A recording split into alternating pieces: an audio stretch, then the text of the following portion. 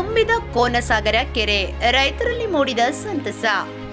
ಕಳೆದ 1 ವಾರದಿಂದ ಸತತವಾಗಿ ಸುರಿದ ಮಳೆಯಿಂದಾಗಿ ತಾಲೂಕಿನ ಕೋನಸಾಗರ ಕೆರೆ ತುಂಬಿದ್ದು ಗ್ರಾಮಸ್ಥರಲ್ಲಿ ಸಂತಸ ಮನೆ ಮಾಡಿದೆ.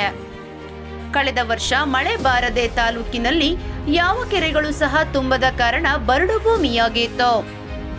ಈಗಾಗಲೇ ಕೆಲವು ಕಡೆ ಕುಡಿಯುವ ನೀರಿಗೂ ಸಹ ಹಾಹಾಕಾರ ಶುರುವಾಗಿತ್ತು. ಸುಮಾರು 4-5 ದಿನಗಳಿಂದ ಮಳೆ ಬಂದಿದ್ದು ಈಗ ಹಳ್ಳಗಳು ತುಂಬಿವೆ. ಕೋನಸಾಗರದ ಕೆರೆ ತುಂಬಿ ಭರ್ತಿಯಾಗಿದೆ. ಇದರಿಂದಾಗಿ ಗ್ರಾಮಸ್ಥರಲ್ಲಿ ಸಂತಸ ಮನೆ ಮಾಡಿದೆ.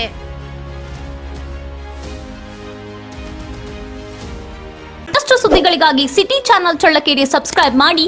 ನಮ್ಮ ಚಳ್ಳಕೆರೆ ಟಿವಿಯನ್ನು ಪ್ರತಿದಿನ ಸಂಜೆ 8 ಗಂಟೆಗೆ ವೀಕ್ಷಿಸಿ.